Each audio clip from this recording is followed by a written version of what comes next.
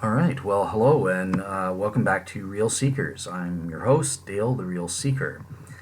And just wanted to do a quick repost of an old show that I did based on my Shroud solo series, part 11, which is where I evaluated all of the sunlight based ordinary artistic and ordinary naturalistic mechanisms. So that included things like the proto-photo or proto-photographic hypothesis, alleging that the shroud is just a medieval fake. It's the world's first medieval photograph by people like Nicholas Allen, for example. I did the solar reflex hypothesis as well as the shadow hypothesis. And I gave my educational critique free for the audience to evaluate these theories in light of what I call the minimal relevant features, these necessary physical and chemical properties of the Shroud of Turin, scientifically established in the peer-reviewed scientific literature by the credible STURP scientists back in 1978 and beyond. And I used those key 7 categories of physical and chemical features, what I call those minimal relevant features, to assess all of those theories, give my criticism, my reasonable evaluation and assessment of those theories in light of those scientifically established properties, and then give my final conclusion on the basis of my final review or criticism on the basis of the best explanation inference criteria, things like the plausibility of the hypothesis, the explanatory scope, the explanatory power, and the simplicity or the ad hoc nature of the hypotheses. Now, with one of these shows, with this show in particular, part 11, my Shroud solo show, part 11, it's come to my attention that I did receive a complaint from one of the Shroud skeptics involved in the show, namely Nicholas Allen, one of the main proponents of the Proto-Photo or the proto-photographic hypothesis. And I just wanted to, number one, show a good faith effort to try and respond in a reasonable amount of time to these complaints and do my best to rectify the situation in cases where it needs to be rectified in accordance with the law, and also as a good faith effort towards Nicholas Allen himself as a person. I want my Shroud series, again, my goal is education and to provide criticism, scientific criticism to the best of my ability as a layman, a true philosophical assessment of these things, and to provide knowledge to people. I care about sharing the truth, and this is why I like having all sides of an argument on my show, if I can have that. Providing sources for people on my blog to go above and beyond. Just you don't have to just believe what Dale says. You can see for yourself as best I can. I try to provide the literature that's available and let you guys go and see for yourself, see and read for yourself. I use a lot of material or link to a lot of material from shroud.com from my friend Barrie Schwortz. He's great because he provides papers on both sides of an issue and lets people speak. So yeah, that's kind of the goal here, is I just want to give a swift response and an appropriate response to Nicholas Allen's complaints. So I want to show him that I'm doing my best to address his concerns or issues. Okay, so let's get into it. So the first thing is, what is it exactly that he complained? Okay, so on Friday, August 19th, 2022, around 9:33 a.m. my time, Nicholas Allen submitted on my blog site's feedback page. And so this is what he said in his own words. Remove my copyrighted images from your blog site, from your site immediately. Your false statements constitute libel. You need to read and check your information before you post falsities about me and my research findings on a public forum. I expect swift and appropriate response and public apology. Sincerely, NPL Allen, short, meaning Nicholas Allen. So that was what I received. On that same day, I immediately got in touch with the email provided on the feedback form that he had to submit, and I was very generous with my response. So I'll just read what I responded there. So let me bring that up. Quote unquote, Mr. Allen, The goal with my Shroud solo series is to share true knowledge, as best I understand it, about the Shroud for educational purposes. And yes, this means that I will be sharing the truth as I see it. You may disagree with some of my take on your work, but as you know, that alone does not constitute libel. I also try my best to always share the work of both sides of a given issue on my show, and include helpful visual images to aid the fans in understanding. If I did use your images on my blog, on my site, that was, probably intended as my using your primary sources rather than using secondary images from others to help the audience visualize what was being said. That said, obviously I do not wish to use people information against their will, and I should have said it again and or against the legal requirements or anything like that, but I said against their will, and continue on. And as you have now notified me that you wish me to remove some of your copyrighted images, okay, I'm happy to oblige. Please just inform me as to which specific images of yours are copyrighted on my blog that you wish for me to remove, and I will of course do so upon seeing that they are indeed copyrighted by you. On my blog site, I don't see any images that I posted from you, and I meant by this directly. Are you able to tell me the titles of the image attachments so I know what you are referring to? Then I continue on. As to the false statements that you feel amount to the legal definition of libel, once again, no intentions of doing that, and so yes, please inform me as to what specific statement or statements you feel qualify under the legal definition, and I will consult a lawyer. If you are right, and I did indeed commit libel against you unintentionally, then of course I'll be more than happy to post up a correction video for you, video post of mine, along with a public apology, assuming that is agreeable to you. Beyond that, even if I did not commit libel, I'd still like to know what you refer to as false statements, as again, my goal is to share the truth with people on the Shroud. And so I will still make any corrections if I deem I am indeed provably false on my part. Another option available, if you prefer, is that I'd be happy to invite you yourself onto the show to set the record straight as you see it. So that way you can give your side in your own words. I've had Shroud skeptic Hugh Ferry on my show several times now. And if you'd like, I could arrange for you two to have a discussion on your respective image-forming theories, assuming you'd both want to do that. But yeah, first things first, I need some specifics as to what exactly you feel needs to be removed in terms of copyrighted images, and also what particular statements I made that you say are not just false in your view, but amount to the legal definition of libel. Sincerely, Dale. So that was the email that I sent to Nicholas Allen. The email provided, again, I'm not going to reveal his private email. That was revealed to me on my blog site privately, so I'm going to respect his privacy. That email was sent on Friday, August 19th, 2022, at about 8:41 a.m. my time. So there's something going on with the times, obviously. That doesn't make sense. Hang on. Okay, so yeah, in the email, I received Nicholas Allen's response. It's now saying Friday, around 5:33 a.m., so there's a discrepancy. On my blog, it says 9:33. On my email notification, it says 5:33 a.m. For when I received Nicholas's things. Okay, who cares?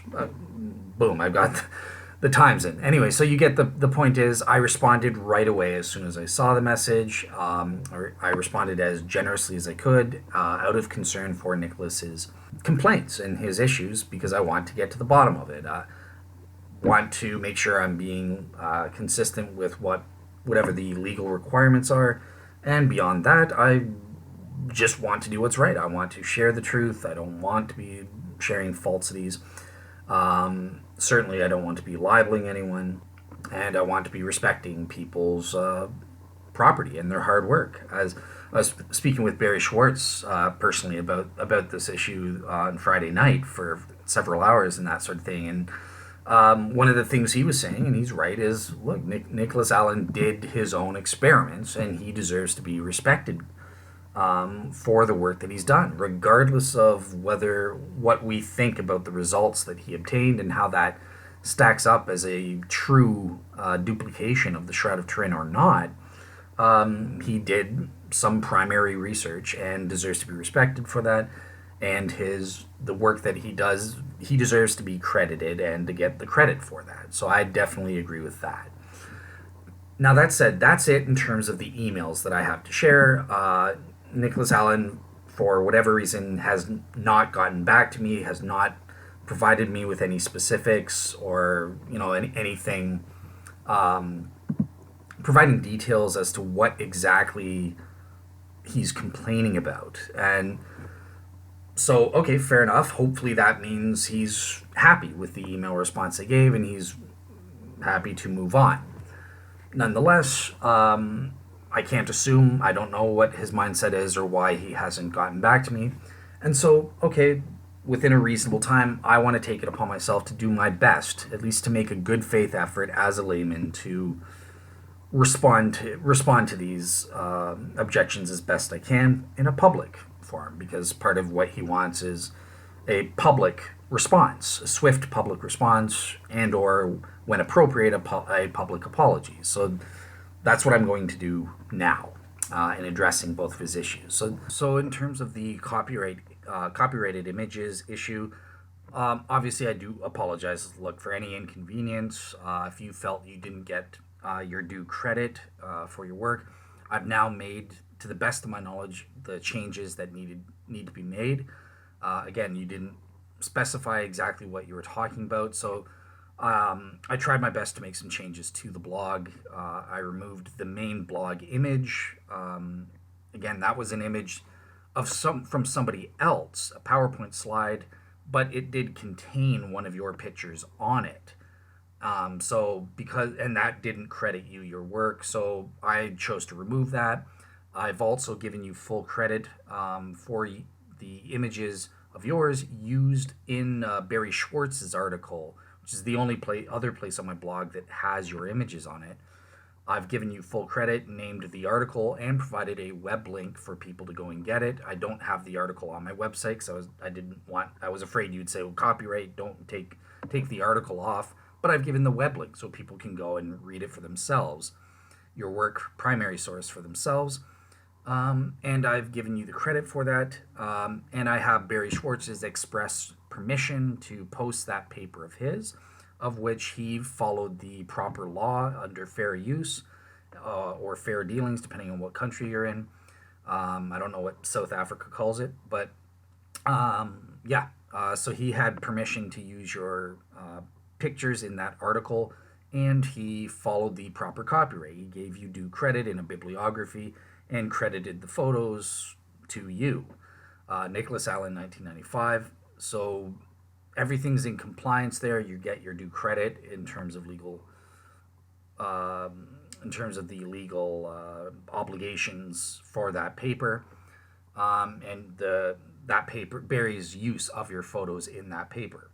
I've done my best to make the modifications to my YouTube and to my blog to ensure that I'm respecting your copyright rights there in terms of your photos. And again, my apologies if you felt that you weren't getting recognized or acknowledged in that way. Now, in terms of the second issue, the issue of my making false statements that constitute libel. Once again, you never responded to my email that I sent to you right away, kind of specifying what exactly you're talking about here. And so I'm left to my own devices to try and make a good faith effort to try and figure out exactly what you're talking about in order to give a proper, appropriate response. And I'll just be honest here. I listened to the entire thing, and I think there's nothing. I just don't think it's true that I made any false statements about you, let alone any statements that meet the legal definition of libel. And for that purpose, I don't apologize. I can't make a fake public apology. I don't believe in it, and I don't do that. I don't see where I libeled you. I did extensive research from the world's experts, people like Barrie Schwortz, Joe Nickel, Mark Antonacci. So, I did my homework to the best of my ability as a layman, and I told what looks to me to be the truth about your theory. You may not like it, you may disagree with it personally, but that's not libel. And that just because you disagree, that doesn't you're not the arbiter of truth. That doesn't mean my assessment is false. Now that said, I'm not being hard-headed here. Look, human beings make mistakes. It could be I did make one or more false statements unbeknownst to me, and I don't know about it even as of right now. Or I did make a statement that is libelous against you. All I say is please reach out to me by email or however you want to do it, and just let me know what specific statements these are, and then I can assess those specifically rather than trying to guess at what you have in mind. And if I have, in fact, I'll evaluate those at that time. If I have, in fact, made a false statement or made something that's libelous, I will, of course, give a public apology. I will make a follow-up correction video to state what those corrections are.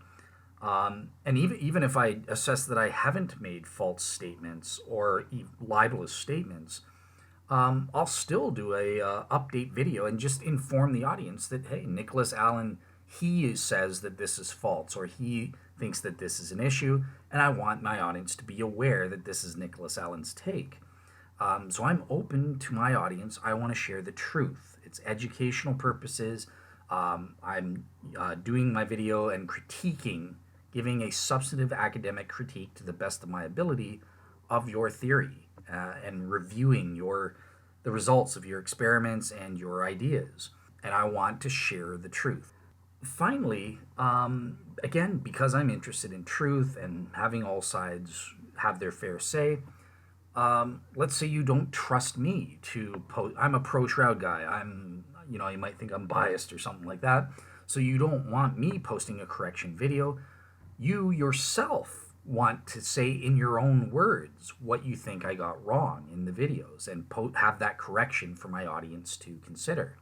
Great. As I said in my email response to you, you are welcome on my show anytime to do an interview and or a discussion show. I love the discussion shows. I can get a pro-Shroud proponent for you to have a discussion with on your theories, possibly. Or if you don't want to debate a pro-Shroud guy, like I said, I offered Hugh Ferry, a fellow Shroud skeptic. He has a different image-forming hypothesis than you do. So it might be good to get two Shroud skeptics in a discussion. I've had some shows with two pro-Shroud proponents who have differences of opinion, and that was a great show with between Bob Rucker versus Joe Marino, and that was one of the best shows I've ever done. I've also had shows Giulio Fonte versus Bob Rucker and Bob Siefker. That again was a great show. So yeah, I'm up. I want to share the truth. I'm not afraid of people who disagree with me. I want my audience to have all the information available, and they can make up their own minds. They are critical thinkers. I trust them. So I think that's the best I can do. That's the best I can do given what I have to work with at this time. So I hope that meets with your approval. I hope that helps to allay some of your concerns and that sort of thing. I look forward to hearing from you positively if this is a solution, and hopefully having you on the show. That would be amazing. That would be great. Otherwise, if I don't hear from you, I'll assume that everything's good and we can just move on. That said, to the audience, everyone have a great day and take care. And we'll get straight into the modified version of the show.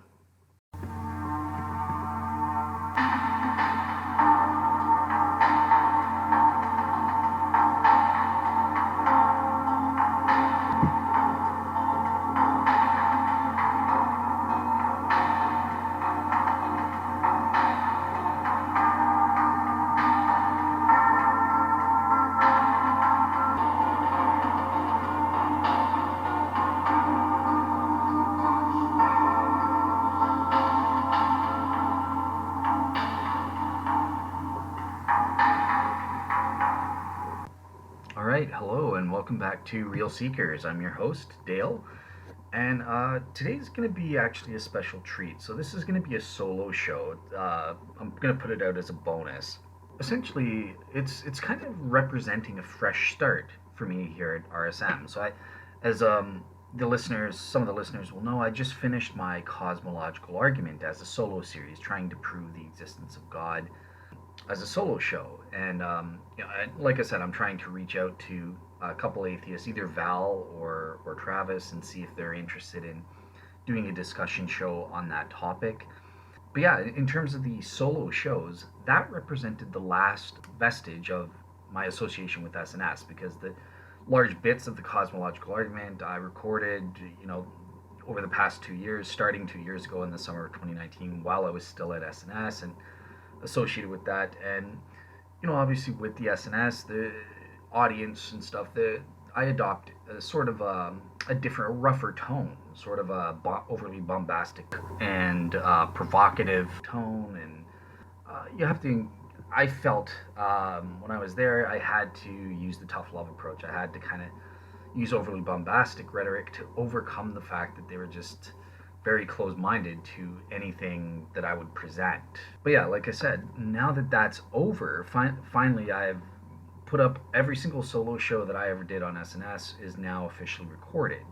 I still have some SNS shows, so I'm still associated with SNS in some of the discussion shows that I've done, and I'll post those up. Those are in the archive and that sort of thing. But in terms of solo shows, I made it. I'm finished. So it's totally brand new in terms of what I want to do with my solo shows at Real Seekers. And in light of that, I want to start off on a fresh note. So I'm going to try my best. No more overly bombastic rhetoric. I'm solely focused on the Real Seekers audience now, and trying to be civil, totally civil, respectful, no overly bombastic rhetoric, treating atheist Christians the same, hoping that, I can help either of you guys and that you guys are open.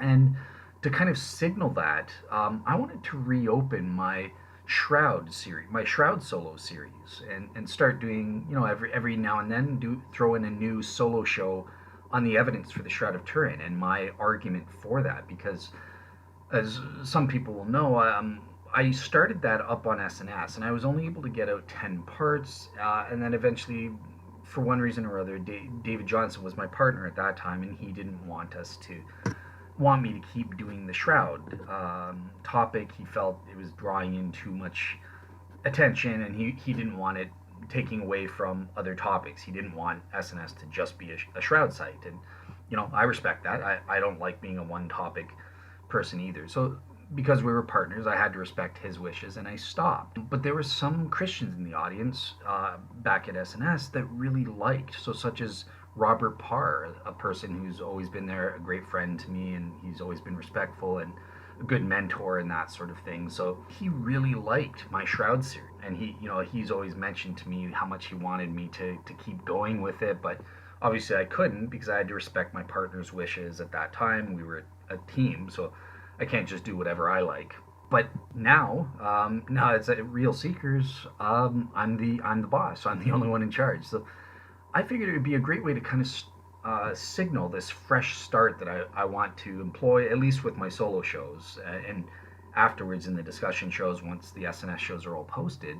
But with the solo shows, this is a fresh start. And what better way to signal that than let me get back into that solo series. Let me finish off my Shroud series over time to, whenever I can post it and stuff like that. So that's what I want this to signal. And it's a gesture of respect to my friend Robert Parr, who's a great Christian friend and mentor. So yeah, with that said, let's get into it.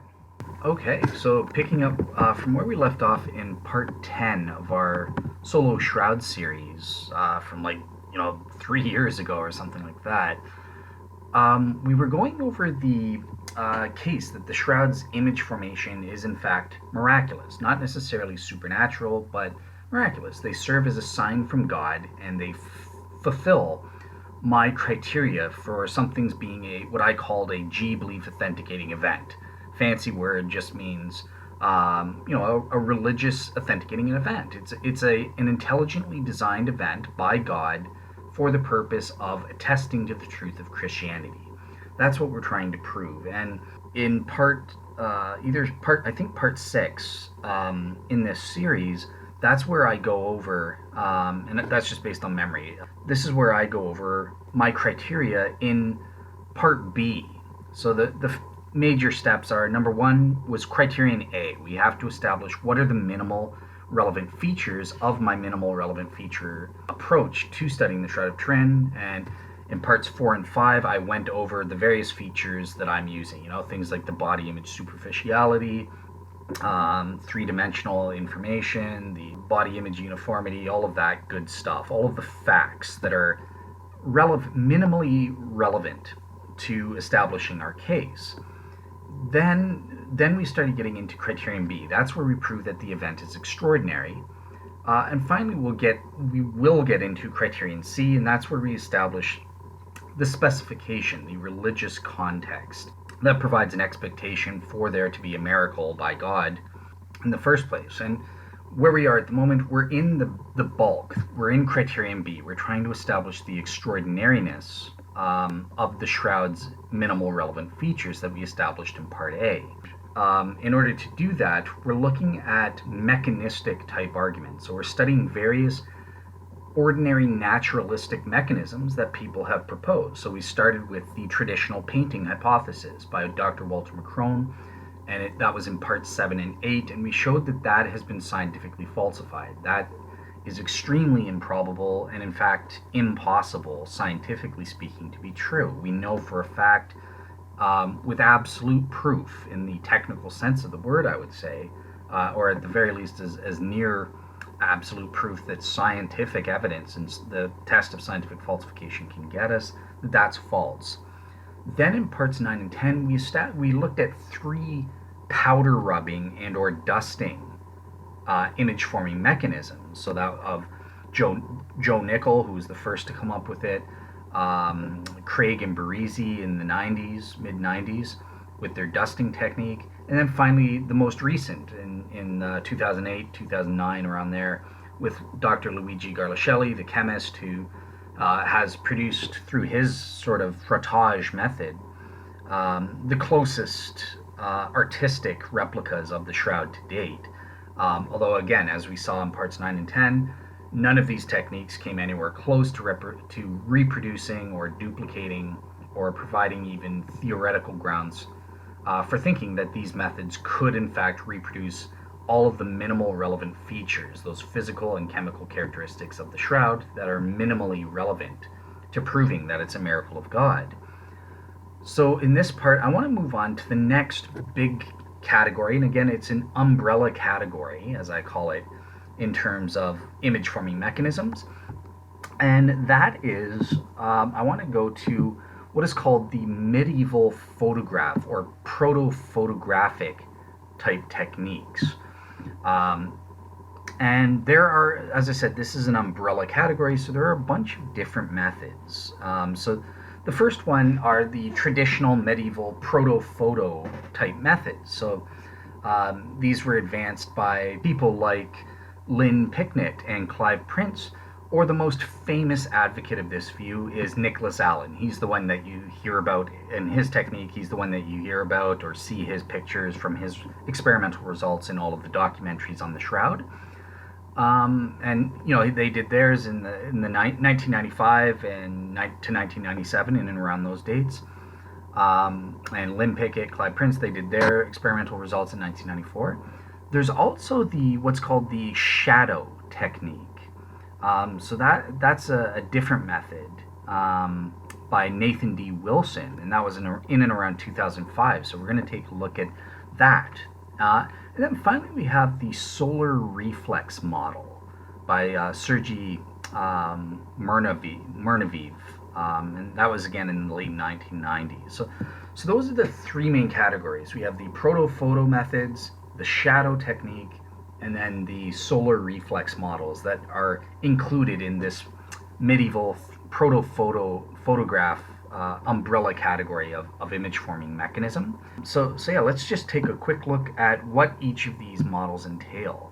The first one is the straightforward proto-photo hypothesis, by both Lynn Picknett and Clive Prince, and then later on by Nicholas Allen.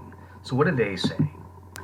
Okay, so this artistic technique, just to sort of summarize, there's obviously going to be differences between Picknett and Prince versus Nicholas Allen's experimental versions and that sort of thing. But in general, the Proto-Photo method or mechanism has the same basic procedural outline no matter who's doing it. So it's kind of a 6-step process to summarize. So step 1, look, there's a linen cloth that's treated with various photosensitizing substances in order to make the cloth sensitive, sensitive to light, like a photographic film is. And just so Picknett, for example, Picknett and Prince, they used solutions such as egg white and ammonia bichromate, whereas Nicholas Allen, he brushed the cloth with silver nitrate and or silver sulfate onto the cloth. So that's an example of these sensitizing solutions that they put on the cloth as part of step 1. Then with step 2, a body and or a statue was placed in the sunlight across from the linen cloth, which was stretched flat and placed in a dark room or cave several feet away from the body. At that point, a lens, being equidistant between the two objects, so it's the same distance from the body and the same distance from the cloth, is then basically put in place to focus and direct the sunlight onto the cloth itself, which has been doused in these photosensitive sensitizing solutions. And then step 3, the frontal image is captured first. Step 4, the setup was changed to capture the dorsal image second. Step 5, the setup was changed once again and redone to separately capture the facial and or the images that cannot be captured the first time. So there's kind of like a buffer zone, a redo to capture any mistakes that were missed the first time. And then finally, step 6 is that the cloth was then washed to remove any residual photosensitive or photosensitizing substances from the cloth itself after the images had become what's called quote-unquote fixed. So that in a nutshell is what the proto-photo hypothesis is. Now one just quick note here, as I said, I mentioned Nicholas Allen is really the famous one. He's the name that is always associated with this hypothesis. And it's just because his theory was given more attention due to the fact that Picknett and Prince unfortunately kind of tied their experimental result back in 94 with radical conspiracy theories on a historical basis. So for example, they said, well, who is the Shroud Man? That's none other than Leonardo da Vinci himself. He's the Shroud Man. But of course, that's ridiculous. It's just historically proven fact that, it's uncontroversial. Everyone admits the Shroud at least dates back to the 1350s at the latest. A century before Leonardo da Vinci was even born or whatever. He was around the 1400s and that sort of thing. So it couldn't have been Leonardo da Vinci. So because they made that kind of ridiculous historical conspiracy theory and associated that became sort of associated with their technique. And on that basis, Nicholas Allen is taken more seriously, even though it's roughly the same method that they used. All right, great. So let's move on to the second image-forming mechanism that fits under this umbrella category, and that's the shadow hypothesis by Nathan D. Wilson in and around 2005. So what's his mechanism all about? Okay, so Nathan Wilson, his shadow hypothesis is kind of an interesting take. It stems from Nicholas Allen's Proto-Photo method, and Nathan Wilson believed that Nicholas Allen's results using the Proto-Photo method through the use of sunlight reinforced his own notion about the shadow hypothesis. And he said, well, this absolutely proves that sunlight must have played a role in the production of the shroud images. So he kind of claimed, quote unquote, look, both Nicholas Allen and I are both attempting to create a photonegative by means of sunlight. But Wilson's method has an interesting twist. So instead of the sunlight itself creating the images on the cloth, it's actually the opposite. So let me explain. So Wilson's method basically uses a raw linen cloth that is uniformly aged to simulate the maximum image intensity and color of the shroud image as we see it. But then using a painted piece of glass where the painted image on the glass casts a shadow onto the cloth, directly proportionally with the density of the paint that is applied on the glass, then those corresponding areas on the cloth are thus protected from the effects of the sun beneath the painted image on the glass. And in effect, the use of this quote unquote shadow, the shadow from this painted piece of glass that's portrayed on the cloth, is not used directly to create the images. Rather, it's the sunlight affecting the rest of the cloth that's outside of the shadow and bleaching that unprotected bits of the cloth and making that turn white, leaving behind the colored or aged image that's consistent with the image on the painted glass. So it's, for lack of a better way of saying it, it's not exactly technically true, but it's the shadow that's creating the image, or rather leaving behind the colored image, while the sunlight's just turning the cloth whiter so that you can see the contrast between the image and the cloth. So the shadow protects the image, whereas with Nicholas Allen, it's the sunlight that's directly on the cloth producing the image on the cloth, and it's kind of the opposite. It's interesting. So yeah, some people have kind of compared Nathan Wilson's shadow technique as kind of like seeing a sculptor, right? They'll say, well, the sculpture's already there, I just need to remove the little bits. And in this way, the shroud images are already there, I just need to remove the rest of the yellow cloth and turn the rest of the cloth white to reveal the shroud images that are already there, as covered up by the shadow from his painted glass or something. So it's kind of an interesting technique for sure. Nick Wilson describes his technique in terms of his scientific experiment in 4 phases. So he does, phase 1, a lineup of faces would be painted on glass with white paint, placed over linen and exposed beneath the sun for differing periods of time. So different artists and non-artists would paint the faces, and various paint thicknesses would be used as well. This is going to be relevant for tridimensionality. And the goal of this phase was basically just to select the single painting that produced the best comparable images to the shroud. And on that front, he selected a window painting that was developed in less than an hour by David Beauchamp, who wasn't even an artist. But yeah, so basically that initially produced an image which aligned parallel to the sun's path and was exposed for 10 days. Phase 2, the Beauchamp painting would expose 2 additional images. The first image would be exposed perpendicular to the sun's path, and as temperatures dropped and the summer was fading, it would be left exposed for 15 days. So the second image would be exposed beneath a stationary sun lamp for approximately 140 hours. Phase 3, then, is that all of the images created would be photographed in the studio of Marc Lamar for comparisons of the negatives, and the tridimensionality of a faux shroud image would be compared to that of the actual Shroud of Turin itself. So then phase 4, he finishes off. It was found that even a crudely painted piece of glass could produce a photonegative image with 3-dimensionally encoded information onto the linen.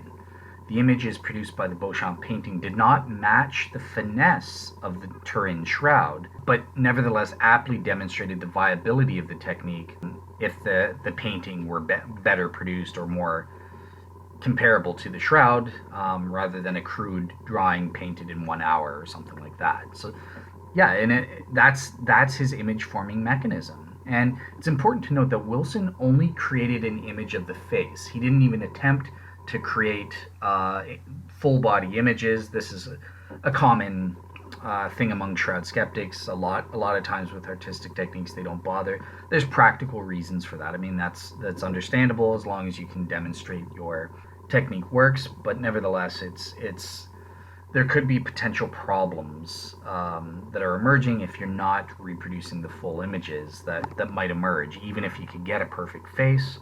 And also, he never even attempted to recreate the shroud's bloodstain wounds or images. So again, he just relies on the traditional painting method, and we saw that didn't work, but we'll get to that when we get to the assessment. Okay, finally, The solar reflux radiation or reflex radiation model by Serge Muraviv. Sorry, I can't pronounce that name, but okay. Serge Muraviv has come up with his own variation of the proto-photo type process in order to encode the body images on the shroud. Now, it's important to note that this theory, if you read my 300-page Shroud chapter from 3 years ago, there's a little bit of confusion. Is this an ordinary artistic method, or is it an ordinary naturalistic method? And just to clarify, so the distinction between that, I at some points I had some confusion, but the clear distinction at this point is, look, ordinary naturalistic methods must involve a human body, either dead or alive, as a corpse or not, and the laws of nature operating the ordinary naturalistic mechanisms, things that are well established, currently well known, that sort of thing, that operating solely on their own merits without any divine or intelligent help or anything like that. Ordinary artistic methods involve, so they might not involve a human body or corpse or anything like that, either alive or dead. But they could. We saw with Luigi Garlascelli's, he used a human torso to encode, or a human body, but not from the neck down, in order to encode some of his images. So artistic methods can employ a human body, but it's and the laws of nature, obviously, or naturalistic mechanisms. But in addition, they involve some kind of artistic input, an artist's intelligence, methods, techniques, or materials, or something like that. There's some kind of artistic input that's involved in addition to just positing a body or something. That's what distinguishes an ordinary artistic method using a body from a ordinary naturalistic method that postulates a body. And with this mechanism, it can straddle both ways depending on how you postulate it. So we're going to say that there could have been a medieval artist that employed a similar method here to encode the images on the shroud, even though for Muraviv himself, he's an interesting case because he doesn't posit a purposeful artist making an artistic input in flipping the body over or to create these shroudman images. He says, no, it was Jesus himself, and the women put alloys and myrrh on him. And yeah, I'll explain the method in a second, but it happened naturalistically. There was no artistic input that was involved in the formation of these images of Jesus on the Shroud of Turin.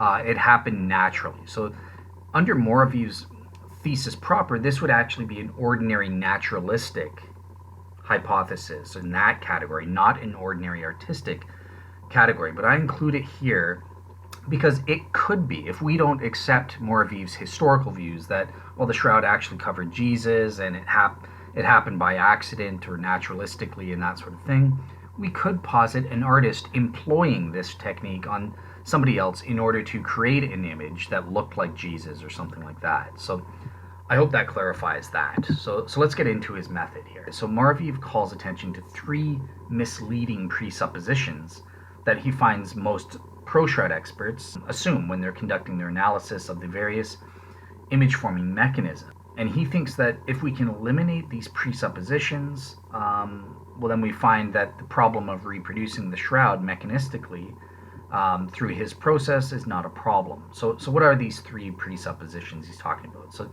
presupposition one is that the images were produced by some chemical or radiant agent originating inside a body or from a body. Presupposition two, the images were formed while the body lay in the tomb in a supine position. And presupposition three, that both images, the frontal and the dorsal images, were produced simultaneously. So he's going to call into question these assumptions, or what he thinks are presuppositions of most pro-shroud experts.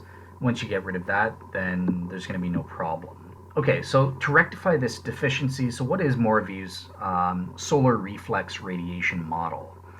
Basically, his method postulates that after Jesus, or the shroud man, he associates that with Jesus, interestingly, but we don't have to assume that, pretend it's just some shroud man or something. After he was killed, both he and the shroud cloth were covered in a mixture of alloys and myrrh. as, quote unquote, alloys in myrrh dissolved in oil or water have been known, from past time immemorial as moisturizers or antiseptics, together with a specially waterproofed shroud. Was basically the standard funeral kit for wealthy victims who suffered violent deaths in the ancient world. So then he goes on to say that, look, the body of Jesus would have been left out in the sun to dry after being coated with these alloys and myrrhs in this mixture, eventually being flipped over on each side so that the mixture could perform its function on both the frontal and dorsal sides of Jesus' body. And this in turn produced a hard crust, which would have remained intact for at least 2 days. Waterproof crust there. So yeah, one of the immediate benefits of this over and against the other mechanisms in this Proto-Photo umbrella category of mechanism is that there's no longer a need to really understand how the pluridirectional diffusion or emission of the images could have been produced on a complex surface, with the optic quality, which really requires the focalizing lens or a beam of strictly parallel sun rays and a flat surface. So this method kind of overcomes the need for those kind of mechanisms, which really speak to it needing to be an ordinary artistic method. This allows for there to be a naturalistic method that even says, hey, it could have been Jesus himself. Now, understand, it doesn't need to be Jesus. His historical postulations aren't necessary for this mechanism to be true. It could have been a body in the medieval period or something like that. But obviously there are hints like who's flipping over the body, how long does it have to be out in the sun. We'll get into all these because that might hint that it would have to be an ordinary artistic mechanism. But yeah, I'm sort of treating it as both and here. It could be an ordinary naturalistic mechanism in the way that Moraviv himself postulates, and he goes on to give a further historical claim that person was Jesus when it happened. Or it could be an ordinary artist doing stuff with a human body, a dead human body, to create the images in this way or something like that. So yeah, either way, in a nutshell, this theory really entails that the double image on the Shroud of Turin was formed by solar rays reflected by the damp, shining body that was immersed in these alloys and myrrh solution, and then that the sun rays went through the translucent shroud and immediately intercepted by the damp inner side of the cloth. That's what created the images when the rays hit that. So that's his thing. So let's get into a quick analysis then. Okay, so how do these Proto-Photo category mechanisms work? And actually, I'm going to change the name of this because they're not all Proto-Photo techniques. So I should have called it these sunlight-derived models or sunlight-based models, which include under its umbrella category Proto-Photo techniques, shadow techniques, as well as solar reflex techniques. So yeah, I'm going to change the name of the category. Overall, it's sunlight-based models. Okay, so just to make it easier as I'm going through this. So how do these models overall handle the first minimal relevant feature? Remember, that's the high resolution and as well the photographic negative and or quasi or semi-photographic negative nature and image diffuseness categories of features. Well, I think on this in this front, we have to give it a check. All the techniques are able to account for photographic negativity feature and or the quasi-negative photographic feature. As well, I think that they would account for the image diffuseness pretty well. However, in the negative form, in terms of the high resolution, there is a question with Nicholas Allen's Proto-Photo photographic technique, because these images actually produce images with a superior high resolution than seen on the Shroud of Turin. It's too good. It's too photographic, and thus, quote unquote, according to the experts, quote unquote, look, Allen's results, which have the actual realism of a modern day photograph, can be easily distinguished from the shroud image. Consequently, some might judge this item to be inconsistent with the shroud image. So that's a problem there. The Proto-Photo methods produce images that are too good. They're too highly resolved when compared to the Shroud of Turin and fail on that basis. Okay, what about the second minimal relevant feature? That's the category of the body image uniformity. How do these mechanisms perform on that front? And remember, there are various aspects here. So in the first place, in terms of the uniformity issue with the shadow hypothesis mechanism, the performance of that has been totally unproven as of late. So we just have no details to confirm or not that it does produce body image uniformity. At the moment, there are no empirical proofs that it does, and there's no mention in Nathan Wilson's article about this feature at all. So, and on a theoretical basis, it seems like it would be questionable at best as to whether it could or not fulfill the body image uniformity in terms of the intensity of color. The uniform density would probably be a workout and that sort of thing, but and as well substance uniformity, because it pictures there's only one substance, a painted piece of glass, so it would check on that front. And then there's cylindrical uniformity, but that's not a minimal relevant feature, so we won't get into that. Next, in terms of the Proto-Photo and solar reflex methods, so these ones fail in terms of body image uniformity because they involve sunlight reflecting off a real human body. Both of these mechanisms posit the use of a human body, living or dead, to encode the images. Therefore, we get dual substances, hair, and skin, and sunlight does not reflect off of human skin and human hair in the same way. Now, obviously, with Proto-Photo methods, they might posit the use of a statue. In that case, then they solve that problem in terms of substance uniformity, the mechanism operating uniformly, encoding mechanism operating uniformly over differing substances. So if your Proto-Photo method posits a statue, then check on this front.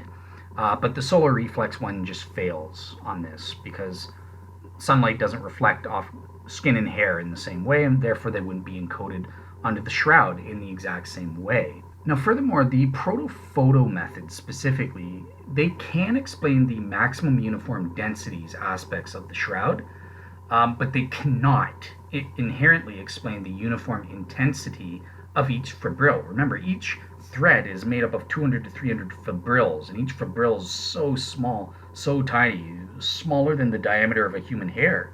And these are all colored individually with that straw yellow color, body image color, and they're colored to the exact same intensity or degree.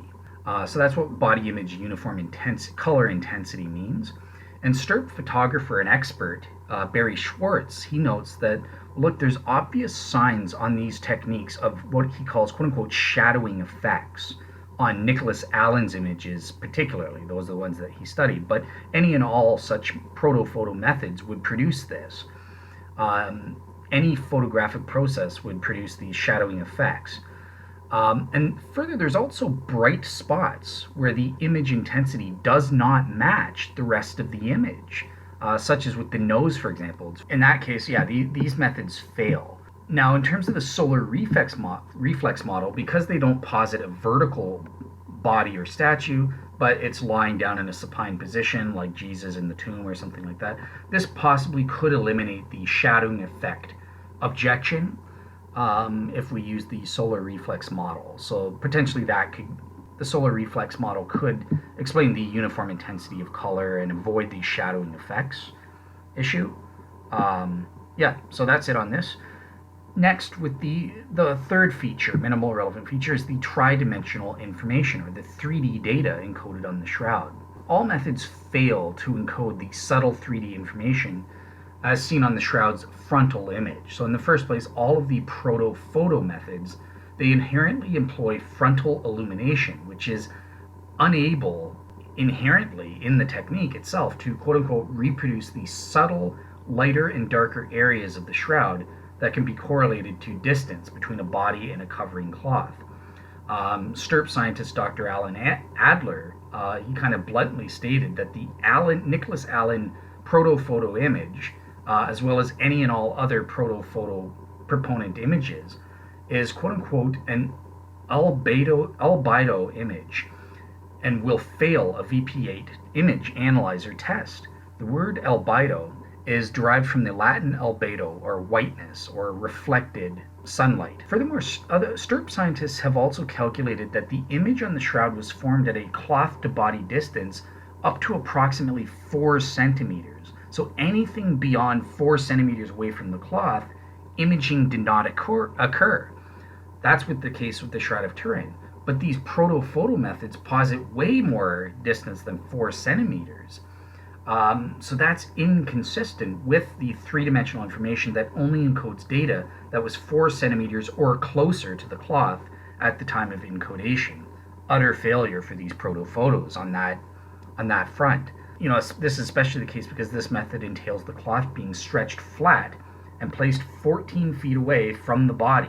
All the points of the body would almost come out the exact same distance. So from the cloth over that period, over that level of distance for the encodation mechanism to operate there. So that would only translate to being approximately 1 out of 1,740 closer to the cloth in the resultant image densities. So the image densities wouldn't be the same, therefore they wouldn't be able to convey the three-dimensional information as the Shroud of Turin actually does.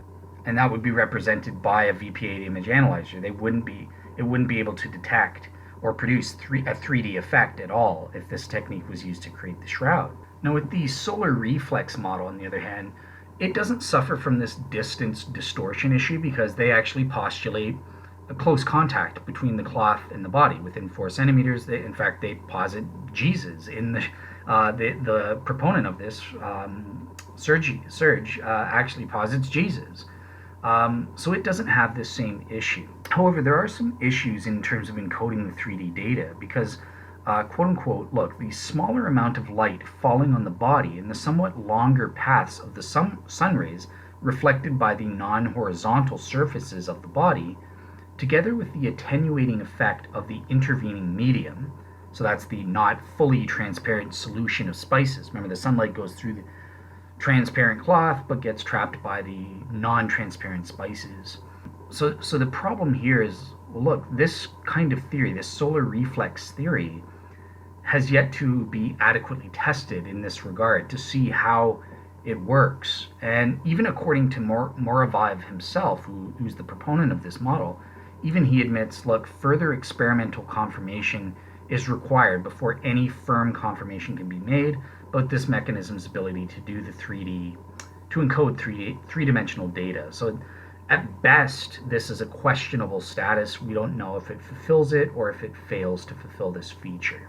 Okay, finally, what about the shadow hypothesis? How does that handle the three-dimensional data? So this technique can indeed produce some pseudo three-dimensional data, nothing comparable to the shroud, just like what we saw with the bas-relief techniques. They can encode some 3D data, but it's not a true likeness of the shroud's true three-dimensional data.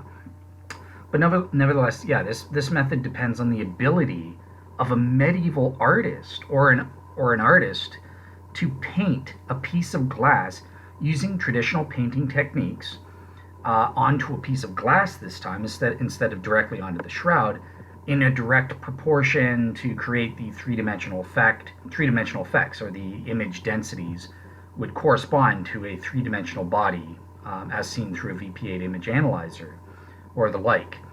And we saw from the painting hypothesis in parts 7 and 8, when we assessed Walter Macrone, that this is just very unlikely. In fact, it's scientifically impossible. We've done experiments with expert forensic artists.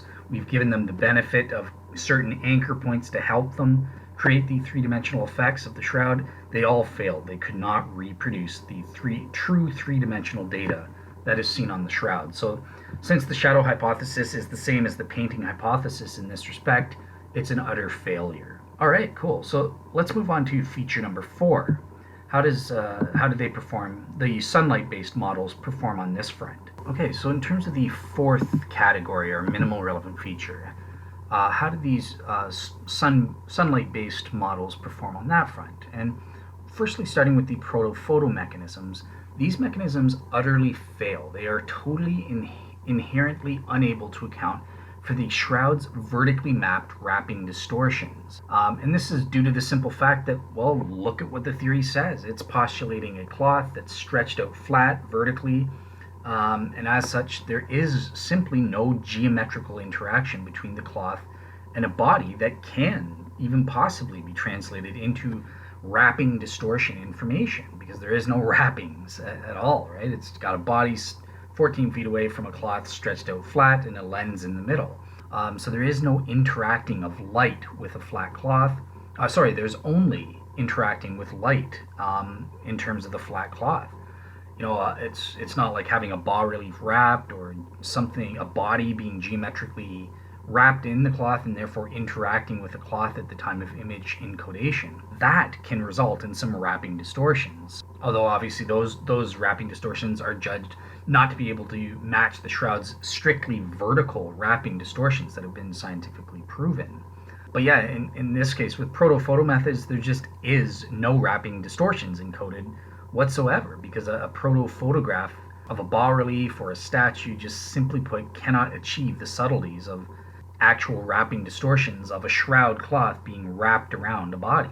Additionally, there are other aspects with this feature. So if you remember, there was no contact zone. So we have full-length continuous images of the body images, including in no contact zones, where areas where the shroud would not be touching a body if it were wrapped up in a shroud. And yet body images are in these areas as well. Wrapped naturally, I should say, without any external pressure or pressing down or something like that, so that they touch. Then these are non-contact zones.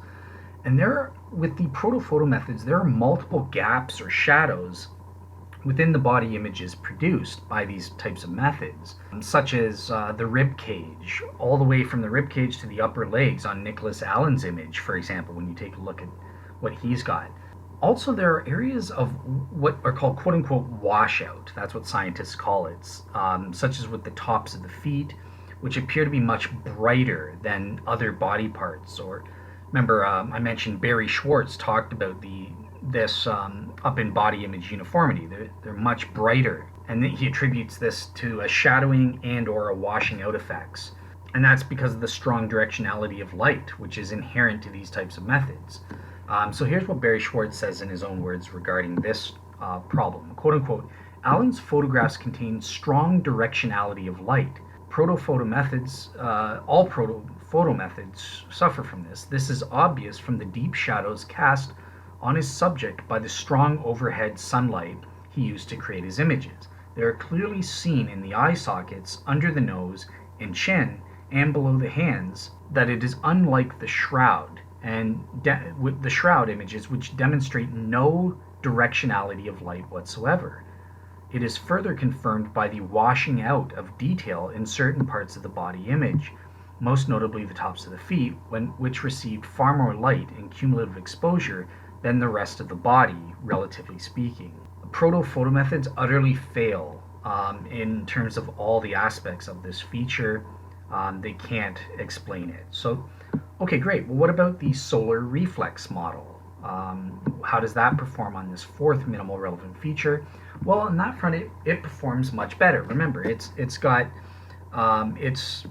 basically a supine body wrapped in the cloth itself, and then sunlight shines through and causes it. So it doesn't suffer a lot of the problems with the proto-photo theory, but nonetheless, there are problems here, because number one, there are no scientific experimental verifications that have been able to confirm the theoretical speculative fulfillment of these shroud image aspects by this method. So this theory really postulates a body draped naturally in the shroud as the sun rays shine down on it and reflect the body's quote-unquote horizontal planes, or more exactly the planes of the body which were roughly perpendicular to the solar rays. So at a purely theoretical level, it seems that this technique seems to suffer problems. It seems to fulfill it, although there might be a problem with the non-contact zones, unless you postulate some kind of external pressure presses the cloth in all areas to complete continuous full-length body images.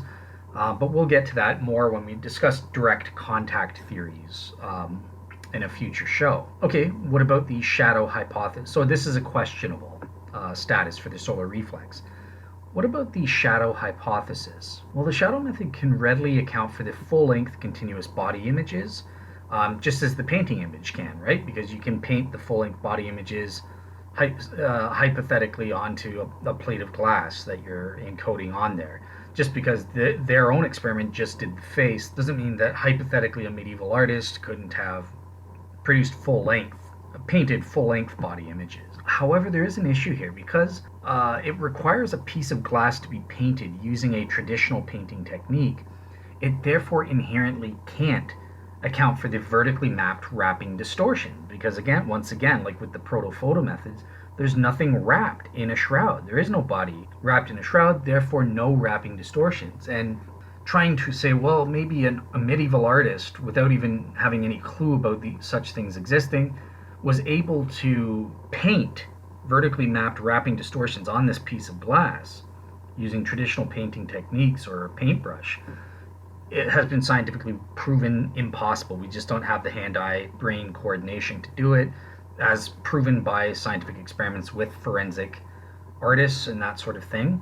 So yeah, it's practically speaking impossible that this shadow hypothesis, even if it can account for the full-length continuous body images, the no body side aspects, and the quote-unquote non-contact zones. Obviously in this method there are no non-contact zones, just like with the proto-photos, because there's no contact at all. It's just the sun rays beaming on an object and then transferring to the cloth or whatever. But the solar reflex model is questionable here. The other two fail. The minimum relevant feature 4. Okay, so what about feature 5, body image superficiality? Okay, so you remember here this is the body image superficiality as well, the no cementation or capillary flow feature, and finally the image is non-saturated. It's not as dark as it could be. So how does the proto-photo methods do on this front? And on this front, Barrie Schwortz, again, Shroud expert, chastises Nicholas Allen and all such proto-photo methods for using various quote-unquote light-sensitive emulsions, because these would have had to be coated on the entire shroud in a semi-viscous liquid or a gelatine form, and these would have in turn penetrated deep into the fibers of the cloth. Other shroud and stirp scientists have also chimed in on this front and said, look, these methods, quote-unquote, involve treating the cloth with silver nitrate or some other emulsion to make the cloth sensitive to light, like a photographic film. However, any such emulsion when applied to the cloth, would be pulled into the cloth by capillary action, and thus would sensitize more than just the micro-thin superficial surface of the cloth. A cloth is simply not like the solid surface of a photographic film. So on that front, I think that these mechanisms fail to explain the superficiality and non-capillary flow or non-cementation between the body image fibrils aspect of the shroud. Another issue beyond the non-saturation, there was also another issue that wasn't a minimal relevant feature, but I wanted to mention it was the double superficiality, so that there's superficial images on the backside of the face at least, and or a frontal image possibly. And if that's true, again, it's not a minimal relevant feature, so this won't count against the proto-photo methods, but I'm just saying if we did later on in the future establish the truth or veracity of the double superficiality, these methods would be utter failures. No medieval artist in the history of mankind why would you encode the face on the front and back of the front side of the cloth? That doesn't make any sense. No one would do that. But again, the double superficiality aspect isn't an issue, so it doesn't count. Whether, you don't have to come up with an explanation as to why he double encoded superficial images of the face or frontal image. Bottom line is the non-cementation and superficiality aspects are failed by proto-photo methods. Secondly, the solar reflex model attempts to address this issue.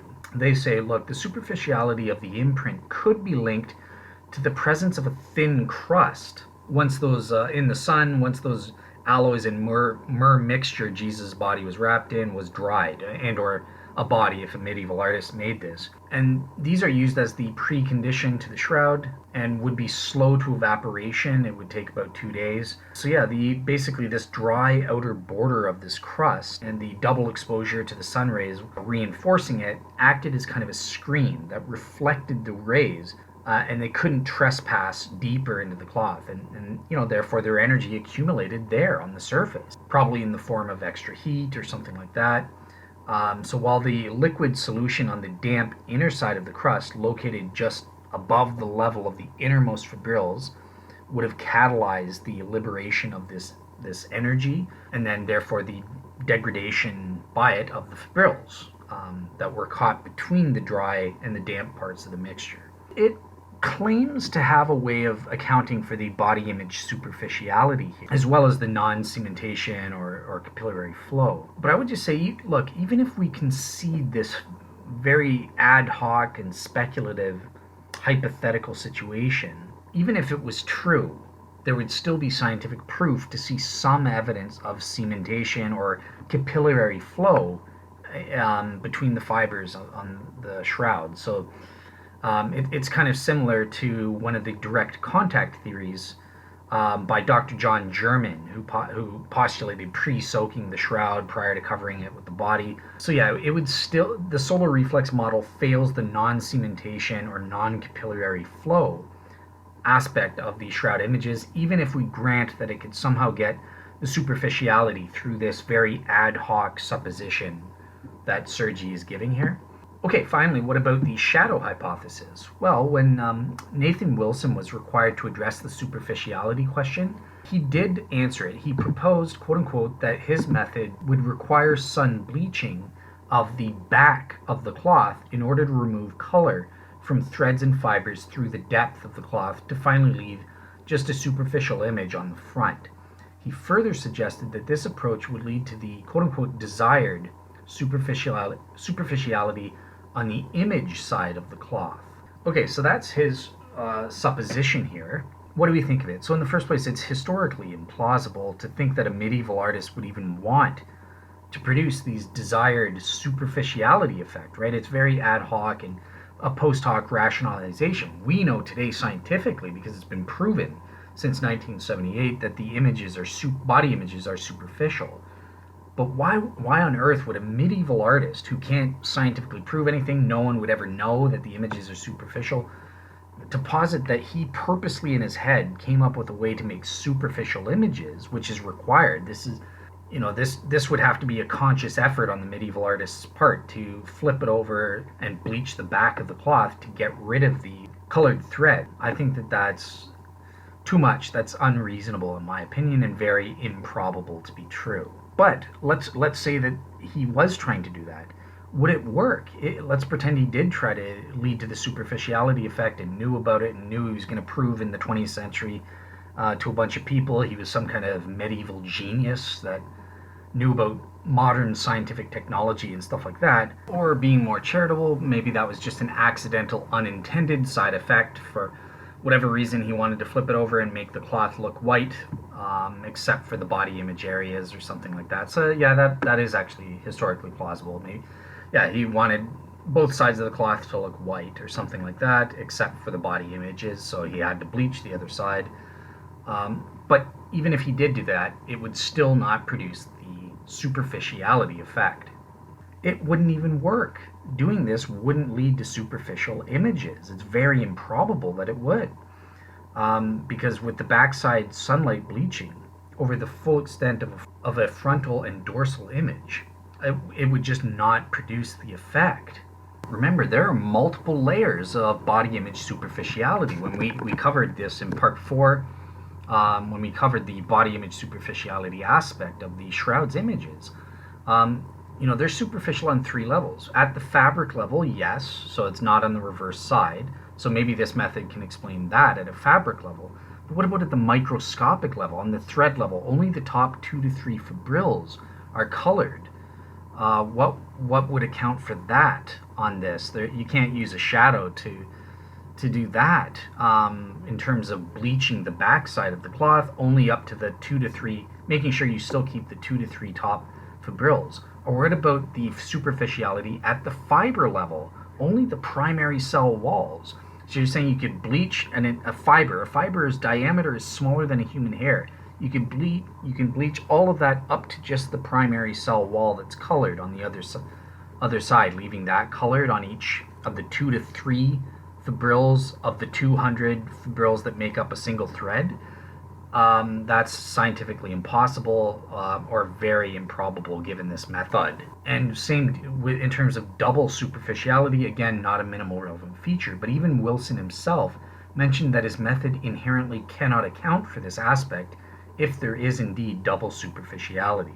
And he just says, look, for right now, it's not established minimal relevant feature, so I don't need to discover how to place a superficial image on the reverse side of a cloth. Essentially, with superficiality, the shadow hypothesis utterly fails. The technique proposed is totally historically implausible, and even if it were the case, it wouldn't scientifically result in the superficial results that we see with the shroud, so it utterly fails on this part. Okay, what about feature number 6? How do the various sunlight-based models perform on that front? Okay, so feature 6 had 3 aspects. So the non-decomposition, the anatomical accuracies, as well as the counter-feature anatomical inaccuracies, and then features related to the blood stains. So I'm going to try to combine anatomical accuracies and blood stains quickly, but just looking at the no decomposition in the first place. So all types of mechanisms can account for this feature, right? Because proto-photo methods, well, even if you're using a human body or a real human corpse, it's not touching the cloth, so we wouldn't expect to find sufficient amounts of decomposition or putrefaction liquids on the shroud, so check. Solar reflex model, same with the shadow hypothesis. It's a painted glass and the shadows on the thing, so check. Now the solar reflex model could postulate the removal of the body quickly before sufficient amounts of decomposition liquids started forming on the shroud where they would have been detectable. Or maybe it used a statue or something like that if you want to change up the theory a little bit. So it just depends. So I'm going to assume check mark on the no decomposition or no putrefaction liquids in sufficient amounts on the Shroud of Turin. So a check on that front. Now what about the anatomical accuracy? So on this front, again, you have to rely on some sort of traditional painting method. If it's an artistic method, or in the case of the solar reflex model, because it's postulating a body and or Jesus body, it would be a naturalistic direct contact method. And we'll get into problems with direct contact later on when we get to ordinary naturalistic mechanisms. But yeah, with the proto-photo thing, that postulates painting, right? Now, there are various features here. So in the first place, it would be nearly impossible for a medieval artist to photograph wounds, especially the cloth is, slathered in this emulsion. But yeah, it would be impossible to image wounds 14 feet away through light, right? Because sunlight, again, reflects differently off of blood compared to skin. So you would have issues there, right?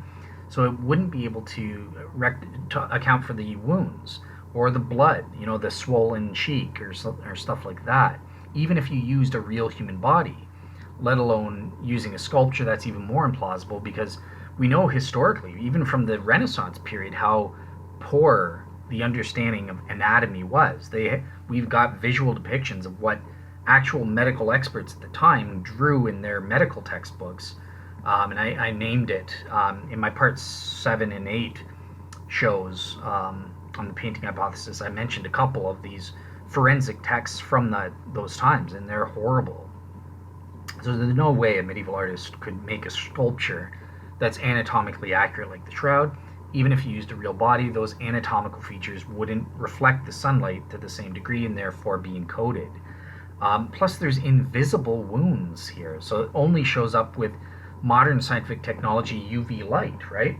So if you're painting on the blood, let's say there's serum retraction rings around the blood stains. There's also fine invisible scratches that no human artist could actually paint on with a paintbrush or some other technique.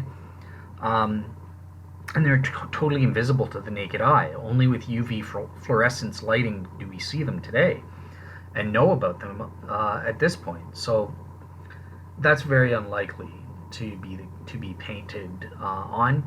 As well, there's no smearing or damage, even at a microscopic level, of the shroud's bloodstains, and there's no body images encoded underneath any of the bloodstains. It's perfectly cut off. Now, given our hand-eye brain coordination, that's impossible to paint. If you're painting with paint for the bloodstains or with blood itself, and that explains the serum retraction rings or something like that. Still doesn't explain the invisible scratching, but it would be impossible for you to, at a microscopic level, terminate the body images precisely at the blood images. Or because there's no body images under the blood, it implies that the blood images were formed first and then the body images encoded. How would that work? Would you put a dead body in and get the blood stains on the cloth and then precisely align your corpse and your lens so as to fit and match precisely where the wound should be with the blood stain? That's impossible in my mind. It's, for all intents and purposes, scientifically falsified and impossible that something like that would have happened. So it's an utter failure here. It doesn't account for it, and there's other issues as well. And if you say that the blood stains were encoded, either painted or through direct contact with a real human body, thereby accounting for the accuracies of the blood stains at least, and then the body images were encoded, well, that's impossible too under these proto-photo methods, as well as the shadow method or whatever. These proto-photo methods, because you have to wrap the cloth in this, drench it in this emulsion, right? Where you're putting silver nitrate or solutions or some other kind of mixture, wet, viscous, gelatin-like solution, and that would damage some of the blood stains or smear some of them, but that none of the blood stains are smeared or damaged, even at a microscopic level, on the Shroud of Turin. So that falsifies this thesis as well. So take a look at my parts 7 and 8 on the traditional painting hypothesis, which is where I go in the most detail about these bloodstain images. The shadow hypothesis I'm talking about here, where they paint on the glass. You'd have to paint your body images in such a way as to leave gaps or areas for the bloodstains on an already existing cloth. That's impossible. Just like with the Proto-Photo, you couldn't align it properly like that.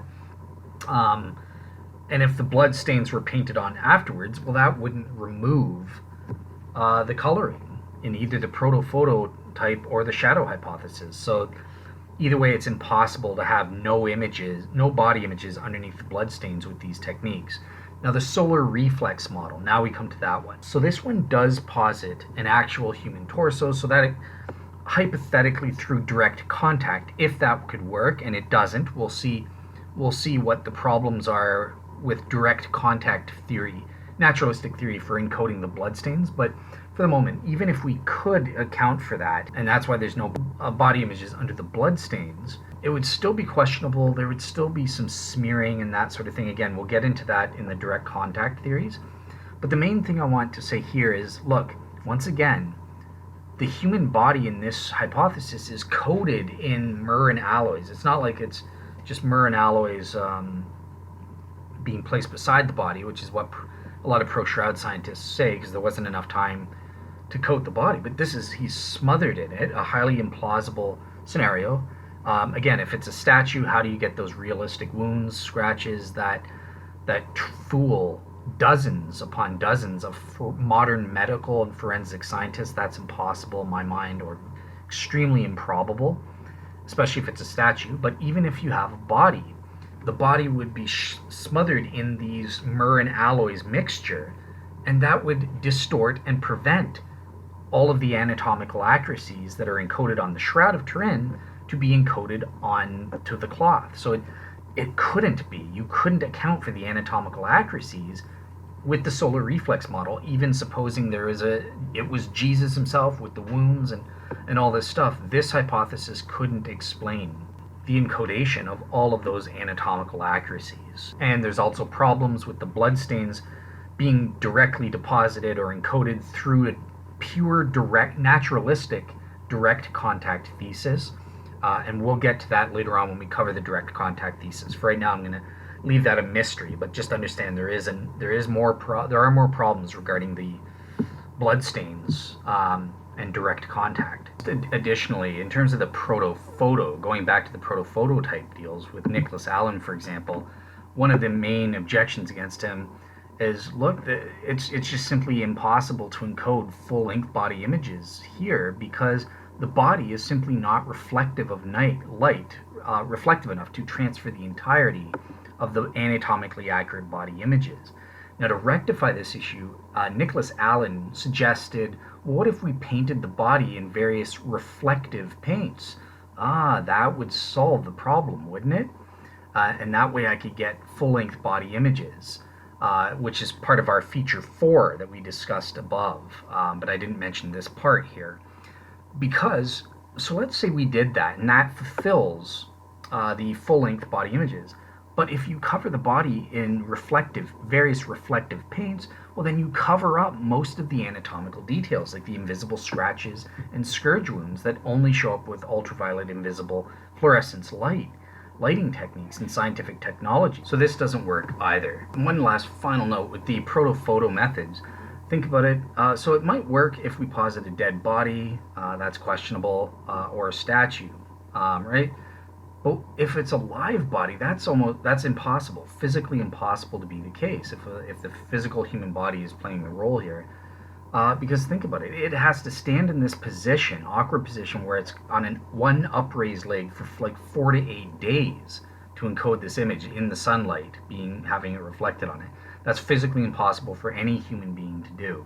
And yeah, it's problematic otherwise, but so I just wanted to throw that out there. So that's it in terms of this feature. So let's move on to the 7th and final minimal relevant feature in all of its multiple aspects. Which aspects speak to the truth or falsity of these types of sunlight-based mechanism.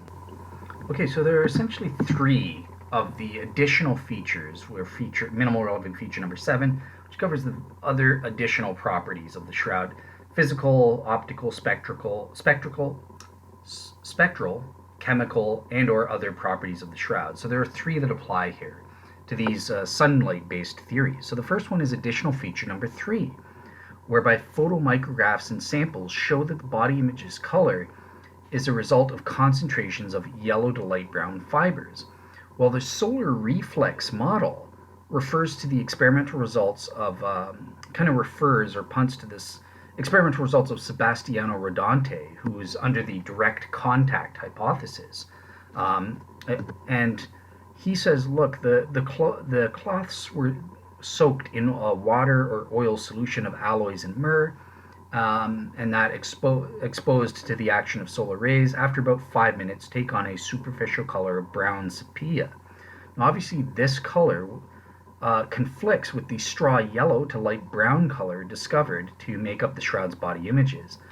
So to counter this objection, basically Sergi, the guy who makes up the solar reflex model, mentions that the quote-unquote nature and stability of this color has not been addressed by Rodante, which kind of implies that he's saying, well, maybe over time the color changes and lightens up to be like what we see with the shroud. So this is just the pure ad hoc, post hoc rationalization on his part, and I assign a questionable rating for the solar reflex model in terms of explaining the yellow to light brown coloring of the fibers on the shroud's body image fibers. Okay, next we have additional feature number 6, which is basically stating the microchemical evaluation has indicated that there are no evidence,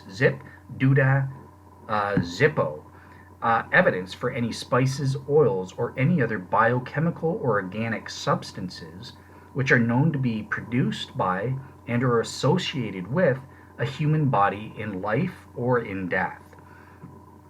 So basically, the solar reflex theory, again, if you're postulating that there's a dead corpse and or it's Jesus himself, and you're preparing that in ancient times with myrrh and alloys, the body, putting it in the cloth, and this theory can postulate this, right? And where the body and the cloth were both soaked in these alloys and myrrh, but yet there's 0 traces of these types of substances on the linen today. And they should have been in 1978, when all those scientific instruments were and chemical experiments were done. It should have picked up something. It's impossible and very unlikely that all such traces would have oxidized or completely decomposed over 2,000 years, or if it's the medieval period, since the medieval times, there would still be detectable traces of these substances on it, especially given the fact that both the cloth and the body would have had to have been soaked in these in order for the solar reflex theory to be true. So that falsifies, on a balanced probability, this theory. Finally, we have additional feature number 7, the fact that there are no there are no, this is a fresh start, no more rhetorical lines. So basically feature number 7 says there are no detectable traces of photosensitizers related to silver salts and or silver nitrate emulsion. So this scientifically rules out and falsifies Nicholas Allen's specific approach. And his approach is really the only plausible one today, because the solution given by the others, Picnet and that don't work. They don't produce the images properly. Whereas silver, the photographic process using silver is really the best. It's the primary light-sensitive material that's used in the Proto-Photo method by Nicholas Allen, the best component of this thing. But yet, STURP scientists investigated this and searched for this compound specifically using detailed spectral and chemical analyses, and not 1 ounce, not one trace was found. So, according to the proponents of this theory, Nicholas Allen, all the silver must have been removed during the fixing process. But then that raises another problem, because the chemicals used to quote-unquote fix the image and make it permanent would only remove the unused silver. That's what they postulate here. So there would still be plenty of silver remaining where the body image areas are, right? So that's what fixed the body images. So the silver would be fixed in the body image areas. But yet there's no silver, not even in the body image areas, so that falsifies Nicholas Allen's suggestion. Now, similarly with the Picnet and Prince Proto-Photo method, where they theorize scorching the cloth to get rid of any of the unused photosensitive solutions that they proposed. No, obviously that's historically ridiculous. They proposed the use of ammonia bichromate, which is historically ridiculous, to cover a body or something like that, to cover the cloth, burial cloth, in that kind of solution. Like, a medieval artist wouldn't have thought to use that at all, that ammonia bichromate. So it's historically implausible, I should say. But even if they did use this, there are similar problems as to with Nicholas Allen's, because their proposed photosensitive solutions, again, it's highly unlikely that they would have all completely decomposed over time or oxidized, and yet they still remain in sufficient quantity to allow the body images to be visible to us today. That's very improbable and ad hoc on their part. Okay, great. So let's do our overall assessment of these theories in light of the best explanation inference criteria and make our cumulative case conclusion here. So the first criterion is plausibility, whereby the hypothesis must be implied by, or at least consistent to a greater degree, by a greater number of other accepted truths via our background knowledge. So with respect to the Proto-Photo theories, these are deeply implausible. So in the first place, let's pretend if such a process was used to create the shroud images, then there would be no known examples of this method in all of artistic history apart from the shroud. Some medieval genius was able to come up with something that no other artist in human history was able to think of until the 20th and 21st centuries. So that's, practically speaking, implausible right there. Furthermore, Nicholas Allen, he tries to argue that the raw materials to produce photography not only existed in medieval times, but that a medieval photographer created a light-sensitive emulsion, coated it onto a linen cloth, and exposed this medieval quote-unquote film to sunlight using a room-sized camera obscura. So camera obscura, that's another name for the technique of proto-photography. And then also put a body, live or dead body and or statue hanging in front of its crystal lens as the subject matter. So then Allen goes on and says that such a technique dates as far back as Plato, who postulated about shadows on cave walls and what they represented. There is a crucial problem with this type of argument, and that's the fact that no such techniques historically, if you actually look at PhD historians, no one ever utilized a lens until the 1550s, 200 years after the proven uncontroversial provenance of the Shroud of Turin in the 1350s. And it was a mathematician who first just suggested replacing the simple hole with an actual lens. So remember, a crystal lens is necessary for the Proto-Photo methods to work, and nobody even before the camera obscura method just used a hole in the wall. Now what's more, all these types of methods necessarily entail using technology and techniques that we know historically were not available until the 19th century. Historically impossible that a medieval artist could have used it.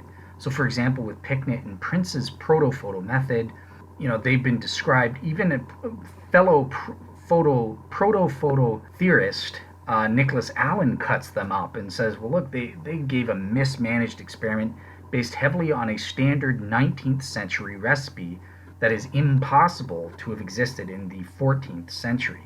So therefore, right away, historically, we know that their method couldn't have been the method the medieval artist used to make the shroud, hypothetically. So he goes on to say that their use of ammonium bichromate entails using a solution that was simply unheard of at the time the shroud was alleged to have been made in the medieval period. But what about Allen? He doesn't get off the hook here, because likewise, Allen's own theory suffers from this same critique, in that it requires a lens with specific specifications which could not possibly have existed prior to the 19th century. So yeah, what's good for the goose is good for the gander. Allen's theory is also historically impossible to be true.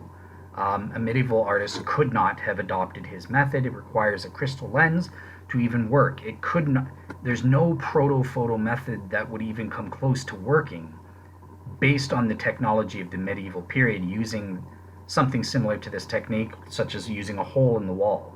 You just can't get close. You need that crystal lens, but that crystal lens didn't exist until the 19th century. Finally, I should also mention that, look, Allen goes to great lengths to say that the only plausible solution for photosensitizing agents must pertain either silver nitrate or his silver sulfite. But even he himself admits that he could only document the use of silver chloride during the Middle Ages, a solution that is completely useless for his type of technique. So historically, it's implausible that they even knew what silver sulfite or silver nitrate was. It didn't exist in medieval times, and therefore his total technique fails. It's important to note that these historical implausibility arguments aren't unique or specific to Nicholas Allen and or Picknett's and Prince's theory or techniques. This is endemic. This is applicable to any and all proto-photo hypotheses or techniques that could possibly come close to reproducing these Shroud of Turin's images. Like I said, the technique itself inherently requires technology that didn't exist until the 19th century. So it doesn't matter, what version of the theory. If you want to say, well, maybe there's a third guy and he did a little bit better. No, everyone who attempts a proto-photo theory will inevitably and inherently have to use 19th century or later technology to get the job done. They can't use the technology that was historically available in the medieval period in terms of the camera obscura method to produce images. It's just inherently impossible in the technique itself. So it's not just specific to Nicholas Allen or Picknett and Prince's methods. It's the general proto-photo hypothesis itself that suffers this criticism from historical implausibility. Okay, what about the solar reflex model? Well, this likewise suffers from both a practical and theoretical implausibility, because there are no other burial shrouds that have ever produced similar images to the shroud. So there's this natural uniqueness, despite a sufficient natural opportunity for such methods to have been duplicated in other ancient burials. Again, Sergei himself says this was common practice in the ancient world. Whether that's true or not is beside the point. He thinks it is. And look, there are no other duplicates. The shroud is totally unique. We would expect dozens and dozens of other examples of burial shrouds with similar images if this is how it was produced from ancient burials. Likewise, it's also highly implausible, given our background knowledge, to imagine that sun rays were reflecting off of a human body, including both skin, hair, and blood, without the need to coat the body in some kind of reflective enhancing substance or something like that. But again, once you posit that inevitably interferes with the fulfillment of creating those anatomical accuracies and totally messes you up in terms of body image uniformity aspects of the shroud. What about the shadow hypothesis? Well, this also is implausible because it requires that an artist be able to paint on glass all of the realistic wounds and anatomical features which are present on the Shroud Man. And as we saw with the traditional painting hypothesis in parts 7 and 8, that's simply impossible and or extremely proven beyond reasonable doubt to be implausible. Okay, great. The next criterion is explanatory scope. Well, as we saw, the Proto-Photo theories fail to create an entire image, so they don't account for feature 4, the full-length body completed or in continuous body images, at least not without having multiple attempts all fitted together, but then this just produces an unnatural looking image, so it contradicts, it can't explain both the continuous full-length body images and the high-resolution images. So it fails on that account. They also fail because to account for many of the features such as vertical mapping, the 3D,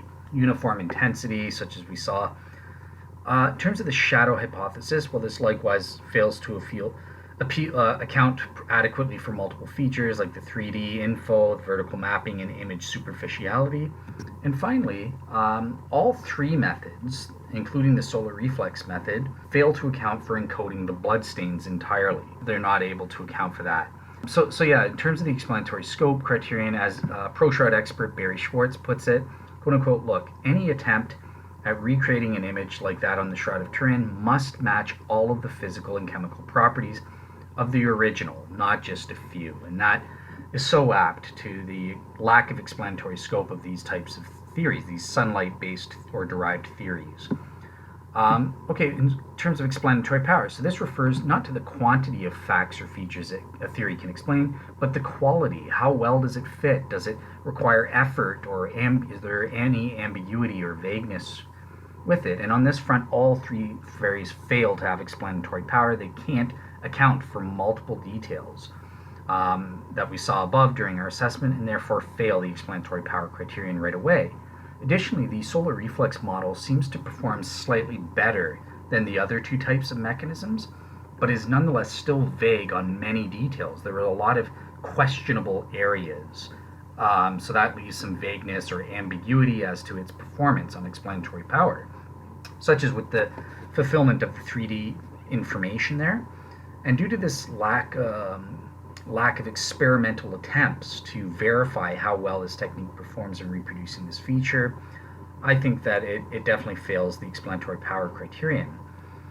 Furthermore, there's also an ambiguity in the ability of an artist using either a proto-photo technique to utilize a dead body over an extended period of time to produce the desired effects. That seems to lack explanatory power alongside being implausible, which we didn't mention in the plausibility section, but great. Okay, what about less ad hoc, the final criterion, the criterion of simplicity, where the hypothesis that employs the least amount of unproven, non-evidenced assumptions is the best. And this is a bonus criterion, but it says, look, it taxes the imagination to envisage some kind of medieval artist would, have had the understanding of all these photographic principles, let alone the knowledge and skills to incorporate them into work. That's a huge assumption. Even the hyper-shroud skeptic Joe Nickel complains about the proto-photo method, and he says, quote unquote, let me just quote the shroud skeptic on this front. In this affront to Occam's razor, Nicholas Allen and the proto-photo hypothesizers propose that the medieval forger actually invented photography. Specifically, he suggests the forger used a camera obscura, or dark chamber, or pinhole camera technique, one the size of a room, but newly outfitted with crystal lenses. The newly invented film would be a linen sheet treated with silver sulfite or silver nitrate. Although no silver was ever found on the shroud, Allen rationalizes it could have been, for some reason, undisclosed, washed off with urine. The subject would have had, he goes on, the subject would have had to have been an immobile figure, hanging in the sun in such a way that light struck it equally during morning and afternoon for several days. After several days of this, the forger would have an image he could then paint on with tempera paint to produce blood on the various wound sites. Although even then the results would not be shroud-like. I suggest that after the forger invented all this technology, which went unused and unknown for nearly the next 5 centuries, he could have invented the telephone and talked with others about it. Then he could have invented the automobile and driven to the Riviera for a much needed rest.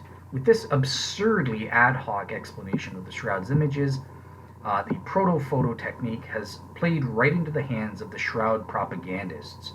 Shroud activists are no doubt laughing all the way to the cathedral when a Shroud skeptic proposes proto-photographic technologies and hypotheses. Sorry. So yeah, that's Joe Nickel, one of the ultimate Shroud skeptics himself, backing me up, saying that no, this is totally ad hoc. It's an affront to Occam's razor. So I think that's pretty devastating for the Proto-Photo techniques. Thank you to Shroud skeptic Joe Nickel for proving the pro-Shroud's case on this front. Okay, finally we have the solar reflex model, and that is ad hoc as well, because it has to assume that the people preparing the body for burial would precisely align the body's dorsal side with its frontal side when they coincidentally flipped it over in just such a way as to produce the images in the precise alignment that we see with the Shroud today. I don't believe that. It makes much more sense that the entire Shroud wrapped the body simultaneously, and that the images were produced simultaneously. So that's an ad hoc assumption here that makes the solar reflex hypothesis improbable, because they first did the front, then after some time they flipped them over and did the back, and the back images they would have rubbed his back and put that in the Shroud or whatever, right?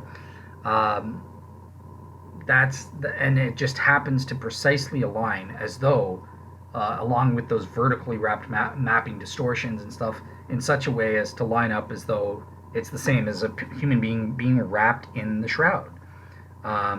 Both front and dorsal images were produced at exactly the same time, because it was wrapping the Shroud. The Shroud wrapped both of his back and front at the same time the images were formed. That's a lot less ad hoc than the solar reflex trying to say that somehow they precisely aligned both images by accident. They weren't trying. In Sergi's model, right, he thinks it's Jesus, and the women weren't trying to produce Shroud images even, and yet they somehow magically aligned it. That it's impossible. Even if a medieval artist was purposefully trying to line them up, they wouldn't be able to perfectly match them, but let alone it just happening by accident, by flipping the body over and putting myrrh and aloes on it. That's very ad hoc, in my opinion. In terms of the shadow hypothesis, I'm neutral on this. So I didn't find any elements that were ad hoc about the shadow hypothesis, so I just gave it a neutral and or a pass if I'm being generous for the shadow hypothesis. So, all right, great. That's it. That's our assessment of the ordinary artistic mechanisms based on using sunlight and or naturalistic in the case of Sergei's. Why am I forgetting what it's called now? The solar reflex model could be artistic or it could be naturalistic, depending on how you see it. Sergei's model is purely ordinary naturalistic. But nonetheless, yeah, this category of sunlight-based models, where sunlight is the primary body image encoding agent, and in combination with either painting in the case of artistic things for the bloodstains, and or direct contact in the case of positing the solar reflex as a ordinary naturalistic hypothesis as opposed to an ordinary artistic hypothesis. So or with the body, or a combination. Sometimes artistically it can be both painted and direct contact, a combination of both, as we saw with Luigi Garlascelli to try and explain the bloodstains.